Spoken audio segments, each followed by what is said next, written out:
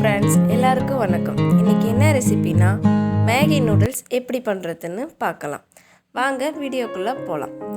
First நான் சுடுதண்ணி வச்சுக்கிறேன். சுடுதண்ணி வச்சு அதில் உப்பு, கொஞ்சமாக ஆயில் போட்டுக்கலாம். அடுத்தது இதில் 4 மேகி பாக்கெட் இருக்கும், 4 மேகி பீஸ் இருக்குது. அதில் 2 பீஸ் மட்டும் நம்ம இன்றைக்கி சமைக்க போகிறோம்.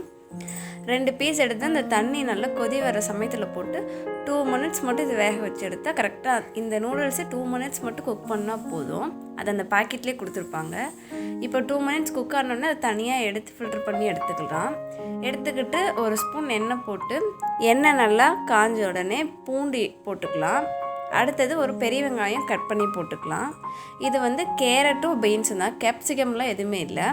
வெறும் கேரட் பீன்ஸ் மட்டும் நீட்ட வாக்கில் கட் பண்ணி இதிலே சேர்த்திக்கலாம். அடுத்தது பச்சை மிளகா உள்ள விதையெல்லாம் எடுத்துகிட்டு சும்மா டேஸ்ட்டுக்காகத்தான். அந்த விதையோடு போட்டோம்னா காரம் அதிகமாக இருக்கும். நமக்கு இதிலே மசாலா பாக்கெட் கொடுத்துருப்பாங்க. அதனால் விதையெல்லாம் எடுத்துகிட்டு பச்சை மிளகா போட்டுக்கலாம். இந்த காய்கறியெல்லாம் ஒரு 2 மினிட்ஸ் போல் நல்லா ஆயிலில் வதங்கினதுக்கப்புறமா ஒரு 1/2 தக்காளி, நார்மல் சைஸ் தக்காளியில் 1/2 தக்காளி மட்டும் இதில் போட்டுக்கலாம். இதில் நம்ம சாஸ் எல்லாம் எதுவுமே போட போகிறதில்ல. இந்த புளிப்புக்காக டொமேட்டோ போட்டிருக்கிறோம். அடுத்தது உப்பு, இந்த கேரட் பீன்ஸ் தக்காளி வெங்காயம் இதுக்கு தேவையான அளவு மட்டும் உப்பு போட்டுக்கலாம். இது மிளகாத்தூள், மஞ்சத்தூள், கரம் மசாலா தூள், சர்க்கரை. நம்ம உப்பு ஆல்ரெடி போட்டோம். சர்க்கரை இந்த சோயா சாஸோட ஃப்ளேவர் தரும். சோயா சாஸ் லைட்டாக இனிப்பாக தான் இருக்கும். அதனோட ஃப்ளேவர் இந்த சர்க்கரையே தரும்.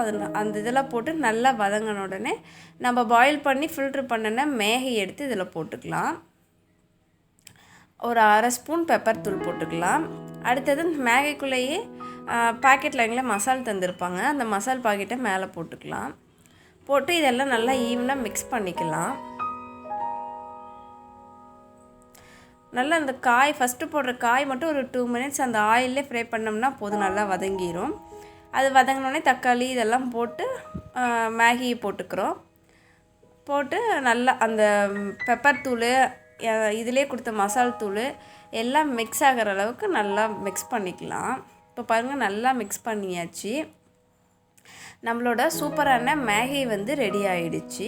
உங்களுக்கு வீடியோ பிடிச்சிருந்தா வீடியோக்கு லைக் பண்ணுங்கள், ஷேர் பண்ணுங்கள், கமெண்ட் பண்ணுங்கள். மறக்காமல் சப்ஸ்கிரைப் பண்ணுங்கள். தேங்க்யூ ஃபார் வாட்சிங்.